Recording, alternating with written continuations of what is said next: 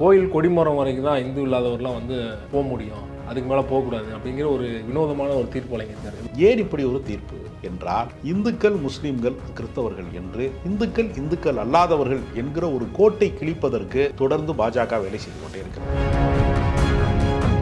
இஸ்லாமியர்கள் அல்லாதவர்கள் இந்த பள்ளிவாசலுக்குள்ளே வரக்கூடாது என்று ஏதாவது ஒரு பள்ளிவாசல் இருக்கிறதா? ஒரு வேளாங்கண்ணி மாதா கோவில்ல வந்து கிறிஸ்தவர்கள் அல்லாதவர்கள் வரக்கூடாது என்று எங்காவது போர்டு வைத்திருக்கிறார்களா? அப்ப இவர்களுடைய நோக்கம் என்னவென்று சொன்னால், இவர்கள் ஒரு பிரிவினைவாத அரசியலை இதன் மூலமாக நிலைநிறுத்த விரும்புகிறார்கள். எப்பொழுதுமே கோர்ட்ல இருந்து ஆர்டர் வாங்கிட்டு வந்து குழப்பம் பண்றது அப்படிங்கிறது பாஜகவோட ஸ்டைல். பாஜக ஆதரவாளர் தான் போட்டிருக்காரு, நம்ம எப்படி உறுதியாக சொல்ல முடியும்? சமூகத்தில் எத்தனையோ பிரச்சனைகள் இருக்கிற போது, எவ்வளவோ வன்முறைகள் நடக்கிற போது, எவ்வளவோ கொடுமைகள் நடக்கிற போது, கோவிலுக்காக ஒருவன் வந்து வழக்கு போடுவது வேறு யாரு போடுவா? சீமான் வந்து கிறிஸ்தவர் பிறப்பார், செபாஸ்டின் அவர் பேர். அவர் முப்பாட்டன் முருகனுக்கு காவடி எடுத்து ஆடினார். அந்த அரசியல் எடுபடவில்லைன்னு இவரனே எடுத்து ஆடுறது, நான் ஆடுறையான்னு சொல்லி எல்முருகன் ஆடினார். இந்த அரசியலும் தமிழ்நாட்டில் எடுபடல. ராமர் கோயிலுக்கு வந்து இந்தியா முழுக்க வந்து எல்லா தொலைக்காட்சியிலும் சேட்டலைட்லையும் ஒளிபரப்பினவர்கள் தைப்பூசத்தை வந்து ஒளிபரப்பவே இல்லை யாரும். அப்ப இதற்கு பின்னாடி அரசியல் அஜெண்டா இருக்கா இல்லையா? அரசியல் சாசனத்தை படித்து விட்டு தான் இவர்கள் எல்லாம் தீர்ப்பு வழங்குகிறார்களா? இது வகுப்புவாதத்தை, வெறுப்பு அரசியலை, துவேஷங்களை பரப்புவதற்கு இதை ஒரு வாய்ப்பாக மாற்றக்கூடாது. இப்ப ஊருக்கு ஒரு கடவுள், சேரிக்கு ஒரு கடவுளா? எப்படி அது வந்து அவர்கள் வந்து இதை வந்து நினைக்கிறாங்கன்னே தெரியல. அந்த தீர்ப்பை வந்து மக்களே ஏற்றுக்கொள்ள மாட்டாங்கல்ல? நிச்சயமா மக்கள் ஏற்றுக்கொள்ளவே மாட்டாங்க. மக்களை மதமாக பார்ப்பது, வாக்காளர்களாக பார்ப்பது, தன்னுடைய கட்சிக்காரனாக பார்ப்பது என்கிற வேலை திட்டம் எல்லாம் யாருடைய வேலை திட்டம் என்பது மக்களுக்கு தெரியும். தமிழ்நாட்டில் வந்து ஏற்கனவே நிறைய கோயில்கள் இருக்குது, ஏன் குறிப்பா பழனி கோவிலை தேர்ந்தெடுத்தாங்க? எந்த கோவில்களில் எல்லாம் அதிக வருமானம் வருகிறது, எந்த கோவில் எல்லாம் அதிகமான மக்கள் வருகிறார்கள் என்கிற ஒரு கணக்கு இருக்கிறது. கோயில்களை முழுக்க முழுக்க எங்களிடம் ஒப்படைங்கள் ஒரு கூட்டம் சொல்லிக்கிட்டே இருக்காங்க. உங்களுக்கு தெரியுமா? அது எங்களிடம் ஒப்படைங்கள், அறநிலைத்துறையே இருக்காதுங்கிறான். பாஜக தொடர்ந்து ஆட்சி செய்தால் இடஒதுக்கீடு இருக்காது, சமூக நீதி இருக்காது, அரசு பள்ளிக்கூடம் இருக்காது, அரசு மருத்துவமனைகள் இருக்காது, ரேஷன் கடை எதிர்காலத்திலே இருக்காது. இது போன்று அரசியல் சார்ந்து எக்ஸ்க்ளூசிவான வீடியோக்களை தொடர்ந்து காண ஆகாயம் வாய்ஸ் சேனலை சப்ஸ்கிரைப் பண்ணுங்க. வணக்கம் சார். வணக்கம். இந்து அல்லாதவர் பழனி கோவிலில் நுழையக்கூடாது அப்படின்னு ஒரு பதாகையை கோவிலை சுற்றி வைக்கணும் அப்படின்னு ஒருத்தர் மனு போட்டிருக்காரு மதுரை உயர்நீதிமன்ற கிளையில்.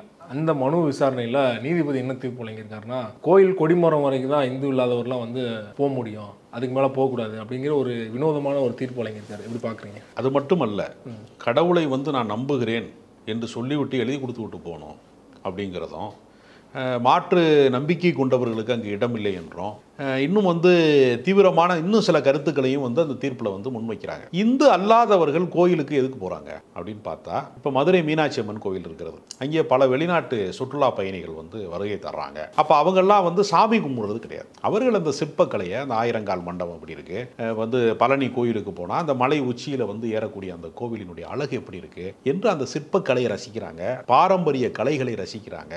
அவர்கள் ஒரு சமய நம்பிக்கையை தெரிந்து கொள்கிற ஆர்வத்திலையும் சில பேர் இருக்கிறாங்க. இதுதான் அதுக்கு அடிப்படை. ஒரு இஸ்லாமியரோ, ஒரு கிறிஸ்தவரோ, அல்லது வந்து ஒரு வெளிநாட்டில இருந்து வரக்கூடிய ஒரு சுற்றுலா பயணியோ போய் வந்து கோவிலில் போய் கும்பிட போறதே கிடையாது. அவர்கள் அந்த வழிபாட்டு இடத்தை தவிர்த்து விட்டு தான் மற்ற இடங்களில் வந்து அவங்க வந்து சுத்தி பார்ப்பாங்க. இது வரைக்கும் அப்படி யாரும் போனதும் இல்லை. அத்துமீறி ஏன் இப்படி ஒரு தீர்ப்பு என்றால், இந்துக்கள் முஸ்லிம்கள் கிறிஸ்தவர்கள் என்று இந்துக்கள் அல்லாதவர்கள் என்கிற ஒரு கோட்டை கிழிப்பதற்கு தொடர்ந்து பாஜக வேலை செய்து கொண்டே இருக்கிறது. அவர்களுடைய அந்த இந்துத்துவ கோட்பாடு உடைய ஒருவரை வைத்துக் கொண்டு பொதுநல மனு என்கிற பெயரிலே இப்படி ஒரு தீர்ப்பை திட்டமிட்டு அவர்கள் உறுதிப்படுத்துகிறார். பாஜக ஆதரவாளர் தான் போட்டிருக்காரு, நம்ம எப்படி உறுதியாக சொல்ல முடியும்? சமூகத்தில் எத்தனையோ பிரச்சனைகள் இருக்கிற போது, எவ்வளவோ வன்முறைகள் நடக்கிற போது, எவ்வளவோ கொடுமைகள் நடக்கிற போது, கோவிலுக்காக ஒருவன் வந்து வழக்கு போடுவது வேறு யாரு போடுவா? யோசிச்சு பாருங்க. இது வரைக்கும் யாராவது கோவிலுக்கு நாங்கள் வழக்கு போடுறோம் அப்படின்னா, இப்போ வந்து கோவில் சொத்தை அபகரிக்கிறார்கள், யாராவது அத்துமீறுகிறார்கள் அப்படின்னா அது அந்த டிஸ்பியூட் வந்து கோர்ட்டுக்கு போகும். இது வழக்கமான நடவடிக்கை. ஆனால் கோவிலுடைய வழிபாட்டில் வந்து அந்த கொடிமரம் வரைக்கும் நீங்க வரலாம், அதுக்கு பின்னாடி வரக்கூடாது, அந்த போர்டு வைக்கணும், வைக்கக்கூடாதுன்னு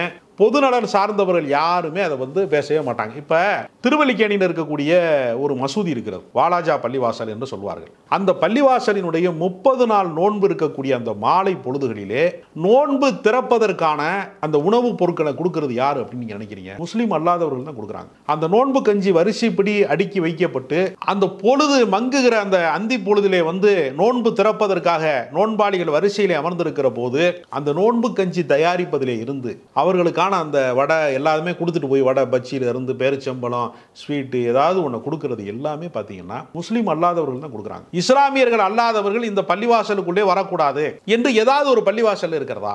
எங்கேயுமே இல்லை. இப்போ டெல்லியிலே ஜும்மா மசூதி இருக்கிறது, நான் சென்றிருக்கிறேன். அங்கு வந்து இந்துக்கள் வரக்கூடாது என்று போர்டு இருக்கிறதா? இல்லையே.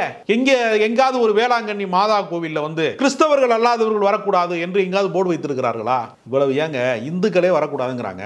இந்துக்களில் ஒரு பிரிவாக இருக்கக்கூடிய ஒடுக்கப்பட்ட மக்கள், தாழ்த்தப்பட்ட மக்களுக்கு வழிபாட்டு உரிமை மறுக்கிறானா இல்லையா? எத்தனை இடங்கள்ல வழி மறுக்கிறான். இன்றைக்கு கூட அது பிரச்சனையா இருக்கிறது திருவண்ணாமலையில. அப்ப இவர்களுடைய நோக்கம் என்னவென்று சொன்னால், இவர்கள் ஒரு பிரிவினைவாத அரசியலை இதன் மூலமாக நிலைநிறுத்த விரும்புகிறார்கள். எப்பொழுதுமே கோர்ட்ல இருந்து ஆர்டர் வாங்கிட்டு வந்து குழப்பம் பண்றது அப்படிங்கிறது பாஜகவோட ஸ்டைல். மணிப்பூர் கலவரத்துக்கு அடிப்படை என்ன பார்த்தீங்கன்னா, ஒரு இடைநிலை சாதி மாதிரி இருக்கக்கூடிய அந்த மெய்த்தி குக்கு இன மக்களுக்கு மத்தியில் என்ன செய்யறான், எங்களையும் பழங்குடியினமா சேருங்க அப்படின்னு பழங்குடியின மக்கள் அல்லாதவர்களை தூண்டி விட்டு பாஜக கேஸ் போட விட்டான். அந்த வழக்கு தான் என்னாச்சு, ஊர்வலமா போறான், அது வன்முறையா வெடிக்குது. இன்னைக்கு வரைக்கும் அது வெடித்து கொண்டே இருக்கிறது. தேவாலயம் உடைக்கப்படுகிறது, எத்தனையோ இடங்களை தீ வைத்து கொளுத்துகிறார்கள். இந்த கோர்ட் மூலமா ஒரு ஆர்டர் வாங்கிட்டு குழப்பம் பண்றதுன்னு ஒன்று இருக்குல்ல, இதுதான் பாஜக ஸ்டைல். இதுல இருந்தே நம்ம புரிஞ்சுக்கலாம் ஏன் பழனி கோயிலுக்குள்ள இப்படி ஒரு ஆர்டர் வருது அப்படின்னு. இதெல்லாம் திட்டமிட்டவர்கள் செய்கிறார்கள். பாஜக தரப்புல இருந்து எதிர்ப்பு வரும்னு நினைக்கிறீங்களா? ஏன்னா கடந்த தேர்தலில் அப்போ எல்முருகன் அவர்கள் வெளிப்படையாக வேல் யாத்திரைன்னு சொல்லிட்டு ஊரா போனாரு.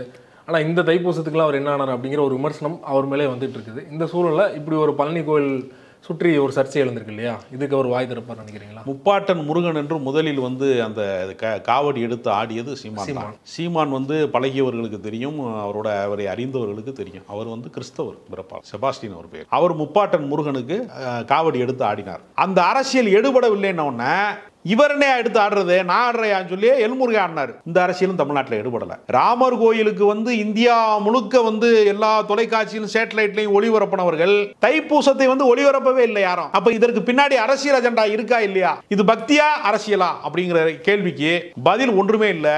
தைப்பூசமோ அந்த ராமர் கோயிலும் அடுத்த ஒரு வாரத்துக்குள்ளதான் நடந்துச்சு. 22ஆம் தேதி ராமர் கோயில் திறந்தாங்க. அடுத்த ஒரு வாரத்துக்குள்ள தைப்பூசம் வந்துருச்சு. தைப்பூசத்தை எவனுமே ஒளிபரப்பவே இல்லை. ஆனால் அதை விட ராமர் கோயிலை விட அதிகமான பக்தர்கள் இது கூடுனாங்க. முருகனினுடைய அறுபடை வீரர்கள்லாம் பக்தர்களால் நிரம்பிய. பக்தர்களுக்கு பாகுபாடு இல்லைங்க. நான் ஒரு முறை பழனிக்கு ஒரு விசேஷத்துக்கு போயிருக்கேன். நான் போய் அந்த இரவு வந்து ஒரு பேருந்து நிலையத்துக்கு பக்கத்தில் இருக்கக்கூடிய ஒரு ஹோட்டலில் தங்குறேன். அன்று இரவு நாகூர் அணிவா இறந்து விட்டார் என்கிற ஃபிளாஷ் நியூஸ் வரும் டிவியில். காலையில் எழுந்து அப்படியே ஒரு பொடி நடையாக போய் ஒரு அந்த கோவில் சன்னதி தெருக்கல்ல அப்படியே ஒரு ரவுண்டு சுற்றிட்டு வரேன். டீ காஃபி குடிச்சிட்டு அப்படி சுற்றிட்டு வரேன். எல்லா கோவில் பூஜை பொருட்கள் விற்கிற கடைகளிலும் இறைவனிடம் கையேந்துங்கள், அவன் இல்லை என்று சொல்லுவதில்லைன்னு நாகூர் அணிபாவுடைய பாடல் அவருடைய கம்பீர குரலில் கேட்டது. நானும் நாகூர் அணிபாவுக்கு ரசிகன் தான். நான் ஒரு கடைக்காரரிடம் வேணும்னே கேட்டேன், என்னையா அந்த பாட்டு கேட்குறீங்களே என்ன ஆச்சுன்னு கேட்டேன். எல்லா கடையிலையும் ஒலிக்குதே அப்படின்னு கேட்டேன். கடைக்காரர் சொன்னார், அவர் எவ்வளோ பெரிய பாடகர் தெரியுமா நாகூர் அணிபா அப்படின்னு நெகிழ்ந்தார். அப்ப மக்கள் மதங்களை பார்ப்பதில்லை. எல்லா சாமியும் ஏன் சாமி தான் மக்கள் நினைக்கிறான். இல்லை, குழந்தையுடைய மனநிலை இருக்கு இல்லையா, அங்கே அந்த இடத்துல தான் பக்தர்கள் இருக்கான். மழை வெள்ளம் வந்தப்போ இங்க இருக்கிற பெரிய மசூதியில தான் பல இந்துக்கள் போனாங்க. ஐயப்பன் கோவில் மாலையோடலாம் மசூதிக்குள்ள இருந்தாங்க இல்லையா. பூந்தமல்லி பள்ளிவாசலில் இஸ்லாமியர்கள் அல்லாதவர்கள் இந்த வெள்ள பேரிடர் காலத்திலே வரக்கூடாது என்று போர்டு வைத்தார்களா?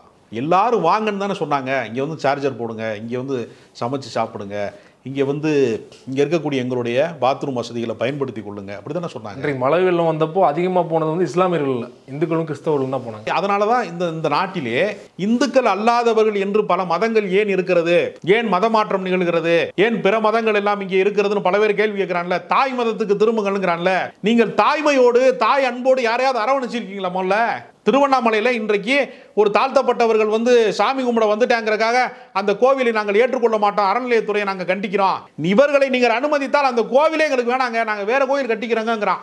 போட்டிக்கு கோயில் கட்டுவாங்கிறான். அப்ப நான் என்ன, எனக்கு புரியவே இல்லை. தாழ்த்தப்பட்டவர்களையோ ஒடுக்கப்பட்ட மக்களையோ படைச்சது வேற கடவுளா? உங்களுடைய கடவுள் படைக்கவே இல்லையா? இப்போ ஊருக்கு ஒரு கடவுள், சேரிக்கு ஒரு கடவுளா? எப்படி அது வந்து அவர்கள் வந்து இதை வந்து நினைக்கிறாங்கன்னே தெரியல. இந்த உலகத்தை படைத்தது ஒரு இறைவன்னா அந்த இறைவனின் பிள்ளைகள் தானே எல்லா மனிதர்களும். அப்ப எப்படி இந்த மாதிரி பாகுபாட்டை வந்து இவர்கள் வந்து பக்தியின் பெயரால் நிகழ்த்துகிறார்கள், பக்தியின் பெயரால் ஒரு வன்முறையை அவர்கள் நிகழ்த்துகிறார்கள். எனவே இது மாதிரியான தீர்ப்புகள் என்பது அரசியல் சாசனத்துக்கு எதிரானது. வழிபாட்டுக்கு ஒவ்வொருவருக்கும் ஒரு இடம் இருக்கிறது. அந்த இடத்தை தாண்டி யாருமே செல்வதில்லை. ஆனால் இந்த இடத்திலே லுங்கி கட்டி கொண்டோ இந்த இடத்தில் வந்து வேறு மதத்துக்காரர்களோ யாருமோ வரக்கூடாது என்று சொல்றது இருக்குல்ல, இதன் மூலமாக நீங்கள் என்ன சொல்ல வரீங்க? இந்த சமூகத்திற்கு நீங்கள் விடுக்கிற செய்தி என்ன? இந்த சமூக நல்லிணக்கத்திற்கு நீங்கள் என்ன சொல்ல வருகிறீர்கள் என்கிற ஒரு கேள்வி இருக்கிறது. இதே இப்ப தைப்பூசத்திற்கு வந்து போன அந்த பழனிக்கு பாத யாத்திரை போகக்கூடிய பக்தர்களுக்கு பல்லப்பட்டிங்கிற ஊரு கரூருக்கு பக்கத்துல அந்த வழியா பழனிக்கு போறாங்க பக்தர்கள். அந்த வழியில் இருக்கக்கூடிய இஸ்லாமியர்கள் அவர்களை வந்து தங்க வைத்து அவர்களுக்கு உணவு உபசரித்து அவர்களுக்கு எல்லாமாக இருந்தார்கள் என்று செய்தி வந்தது. அப்ப மக்களிடத்திலே ஆச்சரியங்கள் இல்லை,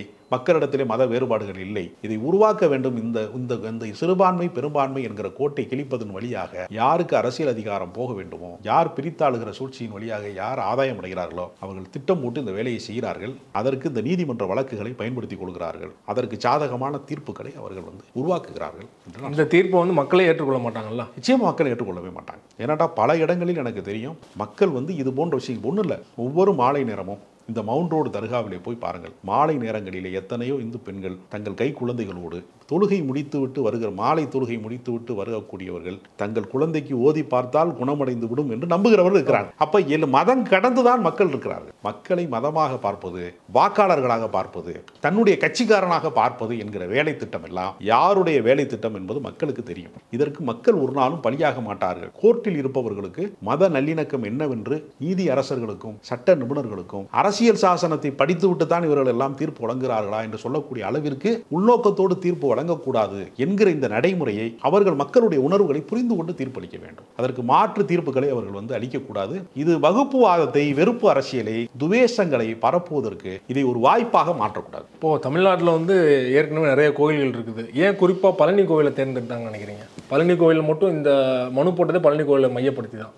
எதனால நினைக்கிறீங்க? அதுல ஏதாவது அரசியல் இருக்குதா? தைப்பூசத்திலே பெரும் கூட்டம் வருகிறதுல, மிகப்பெரிய கூட்டம். எந்த கோவில்களில் எல்லாம் அதிக வருமானம் வருகிறது, எந்த கோவில் எல்லாம் அதிகமான மக்கள் வருகிறார்கள் என்கிற ஒரு கணக்கு இருக்கிறது. கோயில்களை முழுக்க முழுக்க எங்களிடம் ஒப்படைங்கள் ஒரு கூட்டம் சொல்லிட்டே இருக்காங்க. உங்களுக்கு தெரியுமா? அது எங்களிடம் ஒப்படைங்கள், அறநிலைத்துறையே இருக்காதுங்கிறான். பாஜக மீண்டும் ஆட்சிக்கு வந்தால் அறநிலையத்துறையே இருக்காதுன்னு அண்ணாமலை சொல்றாரு. அறநிலைத்துறை மட்டும் இருக்காதுன்னு நான் சொல்லல. பொதுத்துறை நிறுவனங்கள் இருக்காது, ரயில்வே ஸ்டேஷன் பொதுத்துறை நிறுவனமாக இருக்காது, விமான நிலையம் அரசாங்கத்துக்கு சொந்தமாக இருக்காது. பாஜக தொடர்ந்து ஆட்சி செய்தால் இடஒதுக்கீடு இருக்காது, சமூக நீதி இருக்காது, அரசு பள்ளிக்கூடம் இருக்காது, அரசு மருத்துவமனைகள் இருக்காது, ரேஷன் கடை எதிர்காலத்திலே இருக்காது. எல்லாமே தனியார் மயம், முதலாளிகள் லாப வேட்டைக்காக இந்த நாடு படிப்படியாக விற்கப்படும்ங்கிறது தான் உண்மை. அறநிலையத்துறை உருவானது எப்படி? அறநிலையத்துறையை வந்து உருவாக்கியது வந்து திராவிட இயக்கங்கள் கிடையாது. அது வந்து யாருன்னா ஓமந்தூர் ராமசாமி ரெட்டியார் என்பவர் முதலமைச்சராக இருந்த காலகட்டங்களிலே பல்வேறு புகார்கள் வருகிறது. அந்த புகார்களினுடைய அடிப்படையிலே கோவில் தனிநபர்களுடைய சொத்தாக மாறுகிற போது அங்கு பல தவறுகள் நடக்கிறது. அதை மிஸ்யூஸ் பண்றாங்க.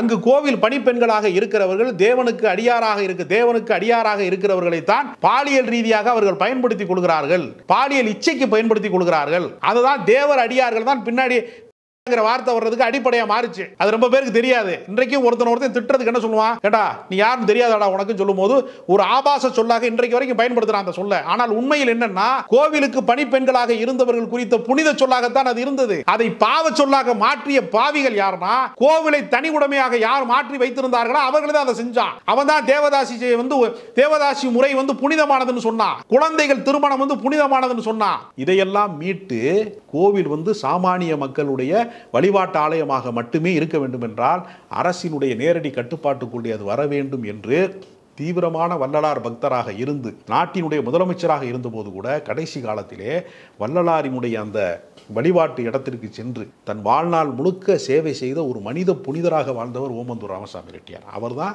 இந்த அறநிலையத்துறையை உருவாக்கியவர். அவர் விவசாயம் செய்தவர், அவர் உண்மையான விவசாயி, உண்மையான அரசியல் தொண்டர், காந்தியத்தினுடைய தொண்டர். அவர் உருவாக்கியது அதை வந்து அழிக்கணுங்கிற ஒரு கூட்டம். அவர்கள் தான் இந்த முயற்சியை செய்கிறார்கள். அவர் ரொம்ப பார்த்தீங்கன்னா போற போக்கில் வலதுசாரிகள் போய் சொல்வார்கள் கோவில் பணத்தை எல்லாம் எடுத்துட்டு போயிடுறாங்க, உண்டியல் பணத்தை எல்லாம். அப்படி யாரும் எடுக்க முடியாது. அதற்கு அலுவலகர் இருக்கார்கள், அதற்கு தணிக்கை இருக்கிறது, அரசாங்கத்தினுடைய கண்காணிப்பு இருக்கிறது. நிர்மலா சீதாராமன் அவர்களே சமயத்தில் சொன்னாங்க உண்டியல்ல போடாதீங்க, தட்சணையை தட்டில் போடுங்கன்னு சொன்னாங்க இல்லையா? அப்படின்னா என்ன அர்த்தம்னா பார்ப்பன குடும்பங்களுக்கு மட்டுமே அந்த காசை கொடுங்கள், அரசாங்கத்திற்கு கொடுக்காதீர்கள் சொல்ல வர்றாங்க. அப்ப அரசாங்கம் அதை வைத்துக் கொண்டுதான் இந்த அறநிலையத்துறையிலே 1208 கோவில்களுக்கு குடமுழுக்கு நான் நடத்தியிருக்கிறேன்னு இந்த அறநிலையத்துறை அமைச்சர் வந்து சேகர் பாபு சொல்றாரு. ஒரு பாஜக காரங்க கூட அதை பாராட்டவே இல்லை. எத்தனையோ அன்னதானம் வழங்குகிறார்கள், எவ்வளவோ நலத்திட்டங்கள் செய்கிறார்கள். கோவிலே பல குடமுழுக்கு மட்டும் இல்ல, பல பக்தி சொற்பொழிவுகள் நடக்கிறது, இசை நிகழ்ச்சிகள் நடக்கிறது. மக்களை ஆற்றுப்படுத்துவதற்கு, ஆறுதல் படுத்துவதற்கு பக்தி ஒரு மார்க்கம் என்கிற காரணம் காரணத்தினால பல செயல்பாடுகளை செய்கிறார்கள். இந்த அரசாங்கத்திற்கு வேண்டுமானால் கடவுள் கோட்பாடு இல்லாமல் இருக்கலாம், ஆனால் பக்தர்களை பாதுகாக்கிற அரசாங்கமாக இது இருக்கிறது. அனைத்து சாதியினரும் அர்ச்சகர் ஆகலாம் அப்படி சொல்லக்கூடிய இடத்துல இது இருக்கிறது. இதையெல்லாம் இல்லாமல் இதன் மூலமாக ஒரு சமத்துவத்தை உருவாக்குவதற்கு பதிலாக என் கோயிலுக்குள்ள வராத, நீ வந்தா தீட்டு, நீ வெளியிலே போய் நின்றுக்க என்று சொல்வது ஒரு சமயத்தினுடைய வளர்ச்சிக்கு உதவுமா என்கிற கேள்வி தான் நாம் கேட்க விரும்புகிறோம். ரொம்ப நன்றி சார். இந்த பிரச்சனை தொடர்பாக நிறைய விஷயங்களை எங்களோட பகிர்ந்து கொண்டீங்க. நன்றி.